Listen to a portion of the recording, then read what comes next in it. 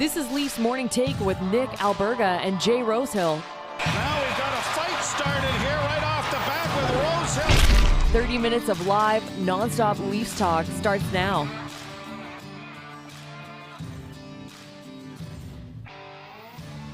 All right, the 5-game road trip is over as another week gets underway here at Leafs Nation, presented by PointsBet Canada. It's the Monday edition of Leafs Morning Take. Nick Alberga and Jay Rosehill with you. And Rosie, did you know if the Panthers lose to the Sens in any fashion tonight, the Maple Leafs will clinch a playoff berth? What's up, buddy? How are you? I heard that. That's nice to be able to sit back on your couch and clinch a playoff berth. At the end of the day, though, I don't think this team was too worried about missing the playoffs, though, were they? No, they weren't. My wonder is, do you get the green light special on a Monday? Like, let's say the Ottawa Senators do go ahead, they beat the Florida Panthers. Is it a green light special on a Monday night for the Toronto Maple Leafs? It has to be, right? Yeah, why not? You don't play till Wednesday. You keep it down low. Someone rents out a place downtown. You have a dinner and a few drinks, and maybe a couple guys scoot out to do a little extra thing on the evening time. I don't see any problem with that. A little bit tough to do in that city, but I'm sure they'd like to. I think they'd rather do it on the road now that they're home with their families. It's interesting to know, but I'm sure there's guys, if they want to go, they'll be able to go. Man, I always laugh when they have those celebrations in Major League Baseball. Granted, I'm a baseball first guy. It was my first passion in life. But, I always laugh when they party and celebrate every time they win a series, every time they win, they clinch a playoff berth. I know it's much harder to make the postseason in baseball, but, imagine they did that in the NHL. You're Boston, you clinched a playoff berth, seemingly 3 months ago, and you're out raging green light special. Yeah, it is funny. I love it when they just party like they won it all. And I don't know, it's a different culture around there. I've been in the Blue Jays clubhouse before, and we were throwing out the first pitch and doing the anthem and stuff like that one time. And I was just in shock at how chill everyone was before the game. Guys are eating ice cream, playing PlayStation in their stall, feet up on the table. And it's 5 minutes before anthem. And you play every single game, and it's not a scream and yell, hustle game like football. I feel like hockey's kind of right in the middle of the two, but definitely a different culture, and I like it. It's relaxed and it would be fun to be a part of. Yeah, baseball, just a much different game. You pack a chew in your upper lip or your bottom lip. You get 3 at-bats a game. I love the sport. It's tremendous. Anyways, remember to subscribe. Tap that like button. Leave us a review wherever you're checking us out, at the Leafs Nation 401 here on YouTube, at the Leafs Nation 401. Additionally, we're available wherever you find your podcast, so make sure you subscribe right now. And don't forget to visit theleafsnation.com for the very latest in all things Toronto Maple Leafs. Thoughts, comments, questions, or concerns, drop us a line in the chat down below here on YouTube as we're live right now. We'll comment and we'll give our answers a bit later on in the show. And we're fortunate enough, you talk about the green light special, one of your former teammates in Philadelphia, former Toronto Maple Leaf for a couple of seasons, coming up in 10 minutes or so. Nashville Predators analyst himself, Hal Gill. You want to talk about taking a peek in the green light special. You supposedly have some stories about this guy. Oh, Skillsy. Yeah, he is a character. He is a guy. If you've played with him, you remember him. And there's lots of good things about that man. So I'm happy to get him on today. So Hal Gill coming up. But for now, let's get over the boards. Your weekend recap, and I think Rosie would admit this, not to speak for you, but we're getting set. We're getting ready. We're looking forward to the Stanley Cup playoffs. There's not much to discuss, but they go 1-1. I thought they were fantastic in Carolina, deserved a better fate, and I thought they were okay in Nashville. Inferior opponent. They got the 2 points. They roll on a 3-2-0 5-game road trip here, Rosie. Yeah, the weekend was just okay. I mean, I remember Saturday night there, just Sebastian Aho just kind of took over. He seemed to get those. They just kind of got those couple extra goals. It was a tighter game than it looked at the end of the day. 5-3 empty netter. It is what it is. I thought Murray looked okay. Nothing crazy. Obviously, Austin Matthews is starting to hit his stride, which was super nice to see. We're starting to see him, Tavares, Kalle Järnkrok, just starting to put on a little bit of steam here, which is great to see. And overall impression, kind of a blah weekend. It is what it is this time of year when you're sitting where you are. And like you say, you can sit on your couch and catch a playoff berth, and I'm just licking our chops. It feels like you can start to feel the pressure and intensity starting to ramp up as we creep closer to this inevitable playoff series here. Big time of year, and you talk about that potential series with Tampa. Pretty much a formality, has been that way for like 3 months now. But they're now 7 points up on the Lightning with 1 game in hand, 9 games left for seconds. So very, very high chances the Leafs will have home ice advantage in that series. Does that make you think differently about playing Tampa in the first round? Does it really matter? I've always said that it does matter. I mean, you want it. It's preferred. Is it the end of the? Is it at the end of the day if you don't get it? No. I mean, you can crunch the numbers all you want, but at the end of the day, you don't know what's going to happen in the series, so you'd rather just be sleeping in your own bed and eating the food that you're True. used to, and not flying and not doing any of that stuff that comes with being on the road. So, I mean, you get that first 2 games at home and the game 7 if need be. So, definitely a positive to get that as well, in my opinion. Talk about positives, a 6-game point streak now for Austin Matthews starting to cook in a big way. We talked about that last week. And Mitch Marner, just he's had an incredible season, and nobody's really talking about it anymore because every game it's like 2 or 3 points. That header play yesterday, Yarncroke got robbed by Lankinen, but still an unbelievable play of football, or I guess a soccer type play here in Canada and North America, but a 10-game point streak for him. I also had one major gripe from the weekend. So Joseph Woll Yeah. makes 23 saves yesterday. I'm taking nothing away from this kid. I think he's got a bright future. But can we stop with this idea that he has a chance to be a factor in the Stanley Cup playoffs and be the next Jordan Binnington? Number one, you still have 2 competent guys ahead of him. I know we sort of crapped on these guys a bit, but Ilya Samsonov's had a great year. For the most part, Matt Murray's been good this year. So the way I see it, if Joseph Woll is involved in that equation, Toronto's in big time trouble. On top of that, I think they've been very, very careful insulating Woll this season. I looked at his 4 appearances: Nashville, Calgary, Montreal, and Columbus. Like, these aren't world beater teams. I don't know how you feel about Joseph Woll. I don't think he can be Jordan Binnington this season. I think he's got a bright future, but I think people have to pump the brakes on this narrative, Rosie.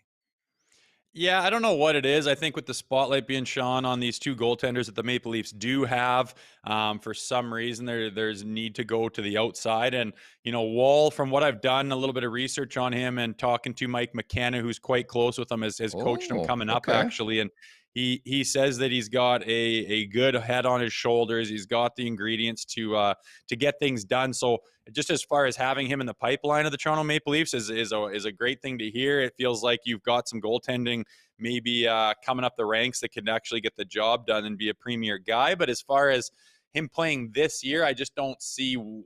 We got our 2 goaltenders. I guess the only thing I could see where you go to that conversation is how much that Matt Murray has been hurt in his career and in this year. And say he does go down, then inevitably Woll will get some time on the bench or backing up to the starter of inevitably what you would expect Ilya Samsonov to be the starter. If that happens, has that happened? No. Will that happen? We don't know. But yeah, it's nice to have a third stringer, and he's missed some opportunity this year with injuries where Kallgren actually came up and got some limelight and did quite well too. But at the end of the day, I think Woll is quite a bit higher on the depth chart with this organization than Kallgren. And if he gets his chance, he gets his chance. But why talk about something that hasn't even happened yet? And there's no reason to think that it will.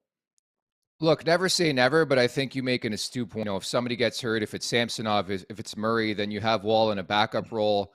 Again, never say never. We've seen this type of narrative before, but I guess we're also guilty of manufacturing or trying to manufacture a storyline because everything's pretty much etched in stone and has been that way for a long period of time. And we're also excited, right? Like, when's the last time the Leafs had a stud goalie prospect who actually turned into something? Off the top of my head, was it James Reimer? Right, and fortitude of this organization, and say the last 20 years or 15 years, even dating back to the Tuukka Rask era and the Justin Pogge era and that decision. But like, I think that's where the excitement comes too, is like you have this homegrown product. You drafted him. He's playing unbelievably well in the AHL. He's like really good in the NHL. So you can't help but have that excitement, right? Yeah, I think so for sure. And Rosie, are you when you there? get a little background story on someone that's in the know, like a Mike McKenna, to kind of confirm that he is that player and that he does have the ingredients and he does have the background and confidence and the mind for it. You get those little things that you don't really get to see on the ice, and you hear that, and it's even more exciting. And yeah, like you say, there hasn't been a top elite prospect in the goaltender position come up in this organization in quite a while. And sometimes when they do, they get a little bit overhyped. Sometimes they get put on the spotlight a little bit earlier, and it can end up being kind of tough for them. And we've seen guys kind of crash and burn in that situation. So time will tell, but it's nice to have some talent coming up the ranks for sure. Meantime, now looking ahead to the week here at store for the Maple Leafs, home to Florida on Wednesday, at Ottawa on Saturday, and home to Detroit on Sunday. Playing out the string, I think great news too. The fact daddy himself, Ryan O'Reilly, back skating with this team, could return the next couple days, it sounds like, Rosie. Yeah, that's crazy. That's awesome to hear. I mean, that's kind of the one thing post-trade deadline. I mean, with all the juggling and mixing around and trying to get guys to gel and everything like that, you get your main component bust his finger up and, pretty early on, and then, weeks off. And luckily, I think it could have been worse than it was. I think he still had surgery on and everything. You'd think that's going to be a pretty difficult recovery time, but it sounds like everything's going well and he's on pace to come back before the playoffs. And that's just huge news for this organization. I think it'll be great to see him back again and get a few reps in before the big games here. So where would he fit in on your roster? I think what we've seen in terms of combo and configurations the last little while, I think they're prepping for it to be Ryan O'Reilly up the middle, potentially in a tandem with Michael Bunting, right? I think just the way they've utilized some players leads me to believe that. Do you think that's the best fit so far, at least to start against Tampa with Ryan O'Reilly as your 3C? Yeah, I think so. I think that provides the depth. And I mean, I'd like to talk to Hal Gill here coming up here soon about, he's gone the distance and he knows what it takes to win a Stanley Cup. And it seems like what are those teams that get the job done? They seem to have that depth, and those guys down in the bottom six that are just premier players that really chip in. And then all of a sudden you can roll the lines, you can keep everyone involved, you can keep your stars fresher for down the stretch in a tight game. And I mean, having him there, he can actually contribute. And like you say, Bunting beside him, we know that he's capable of finishing plays from players. And it's just a good look having Ryan O'Reilly as the 3C there in this lineup. Without further ado, let's bring in now your former teammate with the Philadelphia Flyers, of course, spent a couple seasons as well, the Toronto Maple Leafs, now a Nashville Predators analyst. It's the one and only bag chucker himself, Hal Gill. What's up, Skillsy? What's going on, guys? Thanks for having me on. How you doing, Rosie, you beauty? Skill Rex, it's been too long, man. Oh. What a beauty. We had a year there where neither of us were playing too much, and we had Eric Gustafson with us too, and we called ourselves the Ghost Riders. I think because he thought it was Ghost Riders instead of Black Aces or something like that. Fuck, we were laughing, but play with a guy like Skillsy who's got like 1,100 games in the show, and he was old school dude, and he'd teach you, you get off the plane, you chuck your duffel bag in the hotel, you go out and you have a beer and see what's going on in that city. Then you meet up with the boys, have dinner with the fellas. And then if you're not playing the next night, you go kind of sniff out a spot to see a little bit of nightlife. And being as many games in the show as this man had, he knew all the spots and all the cities. And it was great to ride his coattails there for a year. Well, I was riding yours, buddy. No, we had a good time. Wish we could have played some more, but when you're not playing, you get to enjoy other things.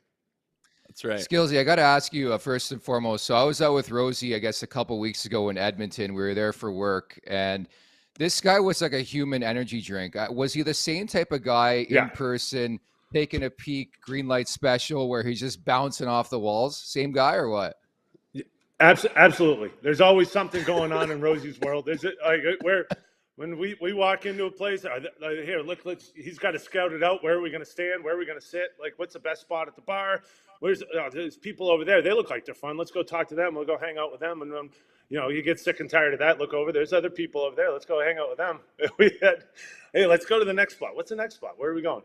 It was I get excited. High energy, a lot of laughs. We had some good times. Oh, yeah, the guy's a legend. We've worked together since October. He even came down to Toronto in January. I took him for a peek at Two Cats on King West. I don't know if you ever frequented that spot as a Maple Leaf. Do you ever go there? Yeah, yes, I have been there. My spot was the Underground. The Underground was my spot for a long time. Rosie and I discussed that. I think I have been there. We've been everywhere. I will say when Rosie was going out, he had the flow. He had some good flow back in the day. Right, Rosie? He had the second he walked in, everyone was looking, who is this guy? Because he had the Prince Charming flow, and he could blow up and blow his hair back into place. It was beautiful coif. So the second we walked in, we didn't have to go see anyone. A lot of times people are coming to see Rosie. This is a tire pumping special. I didn't realize. I think he deflects all the I miss all the you, attention pal. onto me so that we don't talk about you too much, do we there, Skillsy baby? That's a veteran move. Veteran move. Well, let's talk about the Maple Leafs, man. Yeah. Obviously, this is Maple Leaf centric show, and they're in a position to go on a little run here. You've been in that market. You've played for many markets, many teams, and you've gone the distance with the Pittsburgh Penguins. I don't think a lot of people know, but in 2009, when it was that last face-off to win the Stanley Cup, and Marc-Andre Fleury kind of made that, what do they call it, the Secret Service save or whatever. Skillsy, you were out there for that, so obviously a very important part of that team. It wasn't my guy. Yeah, that's fine. You made that. That was Lidstrom. Clear, that was a point coverage. Of course. But what's it take to go deep? And what do you think of this team? Have you been watching them? What are they lacking? What in your experience? What is that secret thing that allows you to go deep and get those big wins to move on in the series and whatnot? Yeah, you know what the thing is you need everything. I've talked to people about that. Yeah, you can have the best player in the NHL. Someone along the line, some team is going to find a way to shut them down. You have to go 4 series, and so. Yeah, you can have Matthews and Marner. They look great, and you put Yarncroke on that line. I think that makes them a good defensive line as well. So I like that line, but someone's going to stop them. And you're going to have Nylander. Someone's going to get in his grill and beat him up. So you need to have that depth. And I think you talked about O'Reilly coming in as a third center. That's big, because he can contribute. And you were talking about the 2009 Penguins. You remember who the hero was? Game 7, Max Talbot. There was a hero in that. We had Malkin, we had Crosby. All these superstars, and Max Talbot was the hero of that game. You need to have that depth, and so looking at some of the additions that the Leafs made, I think, of course, Schenner. I love that guy, and he'll go out and fight for guys. He'll be punishing. He was physical against the Preds last night. I saw that many a time. Adding McCabe, I think those guys. You need to have that solid. I know it's sexy to have a puck moving defenseman, and that's great and all. But in the playoffs, you got to protect the front of the net, and those guys will be big. So, my question is goaltending. Is that's got to be huge. You need a guy to step up and.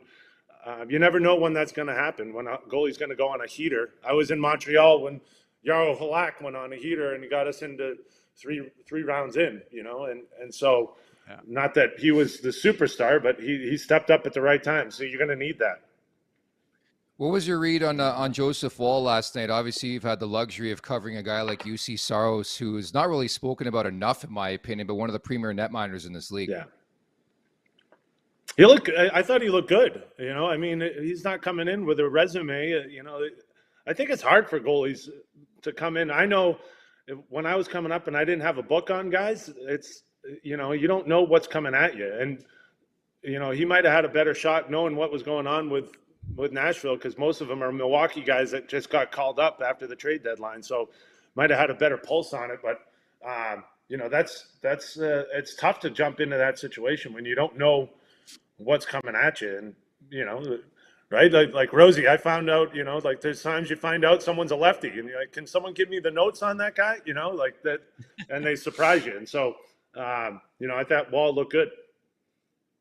Yeah, and sometimes you find out that a guy is capable of doing things because he comes in untested, unknown, unprepared in a lot of people's minds, and they produce, and that's how guys get a name for themselves and earn contracts and become number 1 starters. Everyone comes from something. And, if Joseph Woll does get thrown in there, he's shown over his career that he's nothing but solid and nothing but getting better and has nothing but potential. So if something does happen where he gets chucked in, all of a sudden he makes a name for himself and wins the series, and off this guy goes. So yeah, a good point that you never know what's going to happen, but you got to do your homework on people and be prepared for that time to jump out to you. Yeah, absolutely. That's the fun part about the playoffs. You make an adjustment. And you say, okay, you go in as a team and you coach gives you adjustments. I'm not talking about that. Every team is going to do that, but the best players are the ones that can say, okay, I've tried to beat this guy wide over and over again. I can't beat him wide. I'm going to have to stop up. I'm going to have to cut back. I'm going to have to change my game. And, for me, defensively, I'm waiting to see what the next thing. If I keep stopping a guy down the boards, I'm waiting for that next play. What's the next thing he's going to do? And you have 7 games to think about it. That's where I think the Leafs are going to be tested is can they make those adjustments? Can those players that are really hard to stop, once they start getting stopped over, in game 4 or game 5, can they make that adjustment to win it in game 7? And that's the big challenge, because it's fine line between winning and losing. It could be that one play. And if you set up a guy, drive him wide, and then get them on the wrong pivot and cut back, and you get a scoring chance. You score a goal. That wins you a game, and that's what I miss about playoff hockey. That's my favorite part of it, is that mind game. Yeah, and the margin for error, as you guys know, is just razor thin. And I think even looking at this Maple Leafs team, you just referenced it, Skillsy, like the legends you've played with, the Crosbys, the Malkins, the Letangs, that finally pushed through. Right, it took a bit of time. So with that in mind, you look at the Maple Leafs, big boys. I mean, without question, Austin Matthews, one of the best players on the planet. Mitch Marner's been unbelievable this season. Nylander's been great. Tavares has been great in his own right as well. Like, there's just so many pieces on that roster. But what's your read on them? Like, how do they get to that next level? How do they finally push through in the Stanley Cup playoffs? Well, just looking through the decor looks good. I mean, I don't remember ever saying that. Like that's true. That's a good solid decor. You know what I mean? I think they fell apart after they traded me. So it was no, they look. I mean, you look up and down, it looks good. And you know what? The big thing for me is Nola Chari is that guy. That's your X factor, I think. If you're going to play against Boston, and or the Lightning, it looks like the Lightning in the first round, you're going to play them. He's going to be an impact player. He's going to do all the dirty work. He's going to be the guy. I think pickups like that are almost better than the exciting O'Reilly trade. Like the O'Reilly is a big one, but when you throw Nola Chari out there fighting, blocking shots, doing all the gritty hard work, and beating a third or fourth line, I think that's the difference maker. So just going up and down the lineup, I think you have a good mix of all that talent. It's just, can that talent perform? That's what you're looking for, and that's what, right? I mean, Toronto's been looking for the game changer when it happens. They're Dougie Gilmour. Who's their guy that's going to go out there and make the difference when it counts? Yeah, and I think since post deadline, like you nailed it, all these guys could be these X factors, and I think they filled holes where they were lacking. And now what I want to see, you go into the playoffs, are you going to take control of the game? Are you going to dominate? It feels like the Leafs of the past, they've been this good team on paper, 115 points in the regular season, blah, blah, blah. But people are constantly talking about the holes in their lineup, and then they get into a playoff series, and like you say, a couple of guys get shut down, team takes it to them a little hard, and everyone just kind of stands and looks around and says, oh boy, like, who's going to take control of this? And then you have a hiccup in 10 minutes where no one steps up, and you get 2 goals scored on you, and you're behind the 8 ball already. And this team, I think they got the firepower and the pieces in place, but are they going to show up, and are they going to take control, or are they going to stand and watch and react to what happens to them? Or are they going to be the guys that go out and say, this is our identity, this is how we fucking play, we're going to put teams on their heels and play that intense style of playoff hockey? I really would like to see that come game 1, and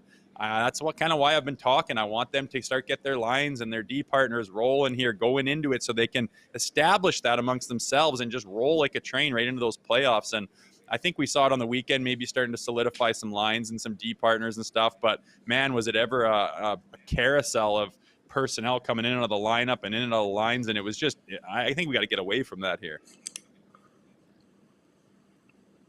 Yeah, that's always the hard part when you make these trades and you add in different faces. Where do they fit in? And how do you is someone going to have instant chemistry? And what happens if they don't? Do you wait for it because that was the spot you wanted to fill, or do you have to go and change it? I think that's the challenge. And for a lot of times, when I was on teams, I'm like, please don't go try to add too much, or don't try to. I feel like every time I got traded, I was just kind of a piece. I wasn't like the superstar that everyone was looking to score big goals. You want to fill holes, and you want guys that can kind of be utility guys that can fit in. And I think that's, for the most part, looking at what the Leafs have done, that's been what they've been looking at. But the hard part is, you were just talking about it, and I was reminded of Montreal. Like Montreal a couple of years ago, like they had no right going in. They just had big defense. Shea Weber, Carey Price played well. Like that wasn't a flashy team. They weren't. They just went out and battled. And you got to get through teams like that. And like you said, Rosie, can these guys power through a team like that? That's just going to lock it down and be big and strong in front of the net. And can you find a way to get scoring chances? That's where. I mean, Austin Matthews, is he going to step up and just because he's big? Every time I see him, it's a big boy. He's solid. Like you go on to him in the corner and he can bully you. He's not a skilled, dainty player. He's solid. So I think a guy like him, can he change the game with his physical style and his skill? There's got to be belief. There's got to be no doubt seeped into the mind. And seriously, obviously it's a conversation where it's like, yeah, it's one thing to say it, it's another to prove it. But I wanted to ask you too, the big question, you live obviously in the Nashville area. How often are you at Tootsie's, or is there another area for locals? There's local areas. Yeah. Okay. I try to stay away from Broadway because, the thing is you go down to Broadway and 3 o'clock comes pretty quick. It's like, whoa, I just came down for a couple and then I like this band. And then, you hang out and have a couple with that band. And then someone says, let's go listen to this band. Next thing you know, you're bouncing around Tootsie's, the Legends, the Whiskey Row. And I have a lot of buddies that come in and they say, how do you live here? And I don't live on Broadway. I live 15 minutes outside and I have a family and there's a normal life here. But it's nice. It's always nice to have it. It's always nice to have it in your backyard if you need it. Yeah, I'm sure Annie likes you home in her bed with you, doesn't she? Sweet Annie likes you home in your bed. Yeah, got to get home, take care of the kids, and make everyone. But yeah, we're starting to get the good weather. 75, sunny. The pedal taverns are going, and the bachelorette parties are coming in, and it's we're in the thick of it here. It's gonna get fun for a while. So you guys need to come down, Rosie. I'll get you on a pedal tavern, bud. We'll get you in a full sweat. Oh, what? We might have to do that. We take you to the hockey tonks. There's been talk about it, so we'll have to set something up, Skillsy. That'd be fun. Absolutely. Anytime. You guys let me know when you're coming in. Yeah, sounds good. Appreciate your time today. Cheers. Thanks for doing this, man. Good to talk with you. You too. All right. Former Toronto Maple Leaf. I don't know what he's yelling in the background still. I love it, man. I fucking love. He's the best, man. Just him and Chris Mason. Do you know Chris Mason by chance? I don't know. Yeah, so him and Mace are just like the kings of bag chucking. They've started this whole thing I guess 10 years ago now. Mace played in the NHL too, former Nashville Predator, former St. Louis Blue. Just salt of the earth dudes. I've interviewed them a bunch on my shows in the past, and they're like best friends, seemingly, at least in on camera. And they just bring the heat, man. I'd love to just take one peel around with those two one night on Broadway. Yeah, I'd be good. Someone who JP Arencibia used to live there because he went to school there, I think, and he met up with some of the guys. What's her again, name? Yeah, that's right. And Little Big he took Town. me out one Yeah, time, and he's like, "We're not going to Tootsie's. We're not going to the stage. We're going to some other places." And they he know. whipped me around that city a few times, and he had a flight to catch in the morning. I think it was like a 6 a.m. flight, and I was being not a good guy, like going one more spot, and he had a plethora of spots to go listen to some really talented, wicked live music and really see that town from the inside out. So that was a blast, and I'm sure Skillsy would be exactly the same if he toured you around. I would say you brought the heat when we hung out in Toronto. You brought the heat in Edmonton, and it's great to get that confirmation that you are the energy drink wherever you've been. That's always you're bouncing off the walls, man. I couldn't keep up with you, man. I go to order a drink, I look behind me, just lots happening, man. I get excited, man, and I like to You have a do, little bit you of do. fun, and I get pretty social too. I like chatting Yeah, people up, yeah, so yeah, no yeah. problems. I've never ran into You're any getting all problems with it. I'll say that. you're getting all shy now. I get it. Let's get to the points bet wrap up. The chat hot and heavy today on this Monday as we get closer and closer to the Stanley Cup playoffs. Representing Olds with Jay here. Derek Feeney writes in the chat. What's up, Derek? Tim writes in, betting Right Sens on. to win tonight. Florida is crap. So again, if you missed that off the top of the show, if Florida loses in any fashion, the Maple Leafs will punch their ticket to the Stanley Cup playoffs, Rosie. I know that'll be nice just to have that. It's the time of year when people are starting to be crowned in the playoffs, winning Yeah. divisions, this, that, and the other thing. And I mean, it kind of goes to that.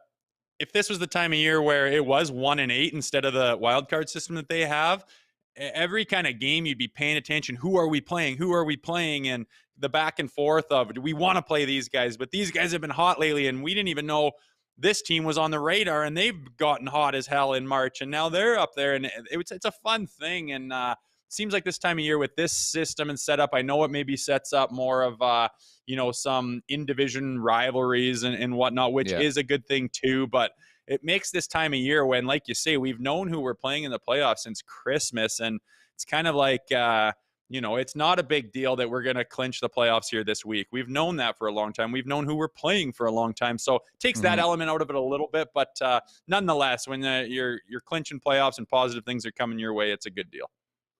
So we got two new interns on the show, Matthew and Kerwin, who's in the chat right now. Morning, gents. Hope you're both doing well. We are. I think you guys are forgetting about our stud, Eric Källgren. My mistake. I know I mentioned off the top since James Reimer, Eric Källgren. Don't want to misspeak there, obviously. Eric Källgren, a very, very solid third, fourth, fifth, sixth, seventh, maybe eighth net minor for this Maple Leafs team. I'm not giving him enough credit. He had a big win, I think, in Carolina earlier this year. PS17 had a funny poke as well. That coffee cup looked like a Dixie cup in Skillsy's paw. Skillsy's got big paws, man. Oh, he's a big human being. He's like 6'7", Yeah. big square-jawed bugger, strapping man, walks into all the bars. I remember one time he walked into a bar in Pittsburgh, and some guy just came up and passed him a beer and said, "Mr. Gill, your reputation precedes you, sir." And I was just like, you're like a fucking god walking into some of these bars. It's hilarious. And always a man of the people wherever he goes. You're the man of the people as well. Kerwin also writes in, how about that 15-shot game for Austin Matthews against Carolina? 2-goal effort for JT against Nashville. Things are looking good. Did you have 15 shots on total in your career? In total in your career? It'd be tough. We'd have to go to the Yeah. we'd have to go to the analytics on that one. But that's an outrageous amount of touches, an outrageous amount of ozone touches. Like, to have that, he could have had 4 goals easily, and he was shooting the biscuit that night for sure. And I really like the way he's starting to catch on and get his timing down and starting to bury. And I think he's just ready to ooze confidence and just explode. And we couldn't have picked a better time to do it, because we've been waiting for him this season to kind of show that. And maybe he's been holding on for the important time of year, and he's learned that I'm going to hit my stride come the important time of the year, and he's just peaking right about now. So that's fantastic to see for this whole club, obviously.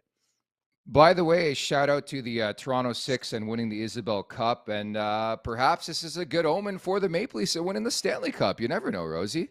There it is right there. There you go. The goal that ended it. Toronto Six, their first Isabel Cup. Good stuff. Yeah, get those winning vibes throughout the town. Love the celebrations, man. Like, I don't know, you've probably done it in your career when you just go fucking nuts. You don't realize what you're doing. There's a glove going flying here or there. It's hilarious, eh? Look at that. It reminds me of like my U11 team I coached this year. We were in like the B side of the final, something rather, at a tournament, and we won, and they're shedding their stuff like this. And I was like, oh dear, it's like the consolation. But Sick, I think man. they just wanted to do that. And why not? That's a great part of hockey when you actually win something.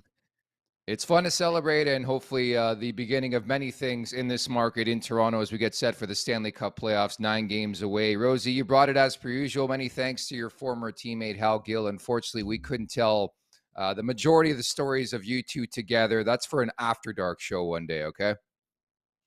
Yeah, I think we've forgotten most of those anyways. It's for the best. It's for the best. It's for the best. Again, so many thanks to Hal Gill, producer Alex, as well as our interns Kerwin and Matthew. I'm Nick Alberga, and thanks to everybody in the chat, and we'll talk tomorrow. Take care.